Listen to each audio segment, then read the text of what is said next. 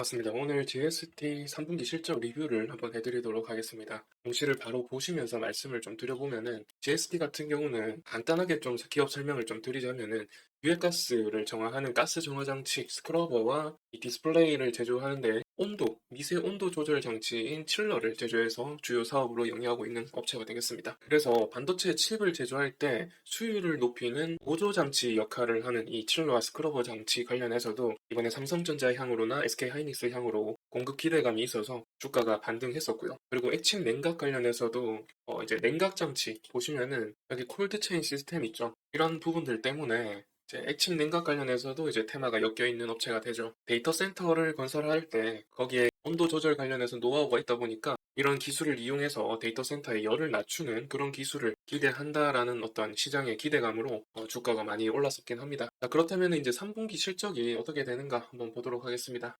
별도 포괄 손익계산서로 볼 거고요. 3분기의 실적이 다소 좀 올라왔습니다. 직전 연도 동기에 비해서 약 200억 정도의 매출액 증대가 이루어졌고요. 그리고 영업이익 면에서는 40억 정도 증가세를 보여주었고요. 거의 이제 영업이익률 상승률이 40% 정도 되는 거죠. 근데 당기순이익에서 다소 이제 좀 거의 비슷한 모습이 보이죠.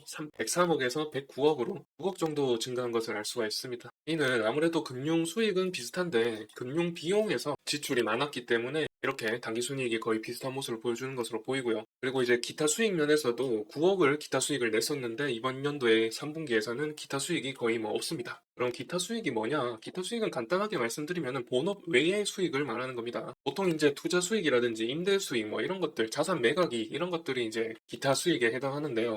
그런 기타 수익이 없었다 보니까 이번에는 당기 순이익이 작년이랑 비슷하게 나왔다라고 하시면 될 것 같습니다. 그래도 이제 이번 분기 실적 보고서에서 좀 유의미하게 말씀드릴 수 있는 부분은 바로 이 부분이죠. 영업이익 면에서 40% 성장을 했다라는 것인데 이게 굉장히 유의미한 게 AI 데이터 센터가 지금 전 세계적으로 이제 주목받고 있는 사업이잖아요. 주목받고 있는 AI 산업에 뭐 삼성전자라든지 뭐 하이닉스 이런 주축이 있을 텐데 그 주축이 이 수요를 올리기 위해서 이 칠러 장비라든지 스크러버 장비를 수요를 하고 있다라는 것이 어느 정도 이제 반영이 됐다라고 볼 수가 있기 때문에 그래서 이제 앞으로 좀 수익성을 더 기대해 볼 수 있지 않은가라는 말씀을 좀 드리는 겁니다. 그래서 영업이익률 상승폭이 40%나 된다는 것은 앞으로 24년 1분기부터 AI 산업이 이제 시작됐다라고 말을 하는데 아직까지 GST 같은 경우는 그 반영을 거의 받지 않았습니다. 가격을 보시면은 24년도에 기대감으로 이제 상승했는데 그 부분이 다 빠졌죠. 실적에 대한 어떤 실망, 실질적인 수혜 이런 것들에 대해서 시장에서는 이제 조금 박하게 판단하고 있다라는 것인데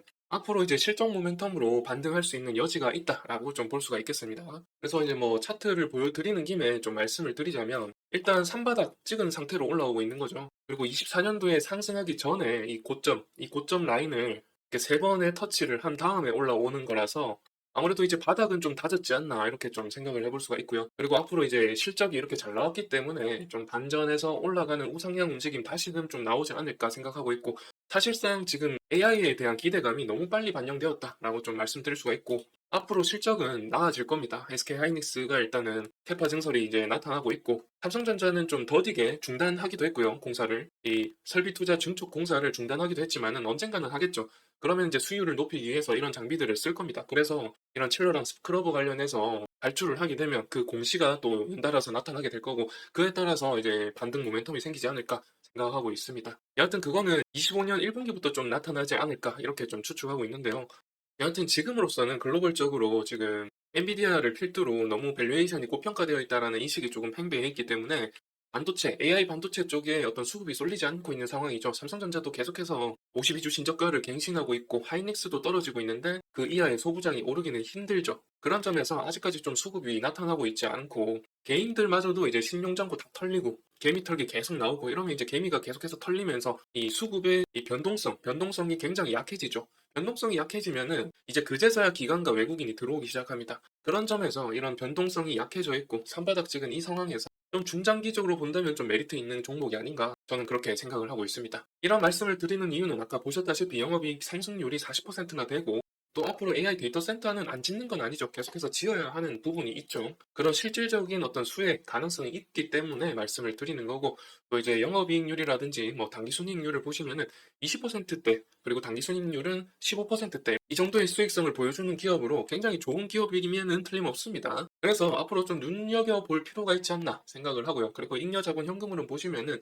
다소 이제 좀 꺾이기는 했습니다만은 거의 이제 평균적으로 100억에서 200억 사이에 잉여자본 현금 흐름을 보여주는 업체가 되겠습니다. 그리고 PBR도 지금 많이 내려와가지고 지금 3분기, 4분기 포워드 PBR은 1.1배고요. 지금 3분기 기준으로는 1.2배가 나오고 있습니다. 4분기 누적이거든요. 분기로 봤을 때는 이렇고 4분기 누적으로 한번 보게 되면 아무래도 4분기 누적으로 계산이 된 것 같네요. 동일하네요. 전년도 4분기, 1분기, 2분기, 3분기 이렇게 합해가지고 PBR을 구했을 때 1.3배가 나오죠. 굉장히 지금 뭐 장부가 거의 비슷한 가격에 형성되어 있다라고 보시면 될 것 같습니다. 그리고 PBR 밴드를 보시면은 보시다시피 지금 장부가 같이 거의 근접해 있는 가격이다라는 것을 알 수가 있죠. PER 밴드에서 보시다시피 지금 평균 이하의 가격으로 지금 형성되어 있기 때문에 누차 말씀드리지만 기업 자체는 굉장히 좋은 기업임에는 틀림없는 것 같습니다. 그런데 우리나라 국장 특성상 수급이 쏠리지 않으면 아무리 실적이 좋아봐야 주가가 잘 오르지 못하죠. 그래서 우리나라에서 좀 중요하다고 보는 것은 이 주가를 상승시키는데 대주주들이 얼마나 힘을 쓰냐, 환원, 주주 환원을 얼마나 하냐 이런 것도 좀 중요하게 봐야 될 것 같습니다.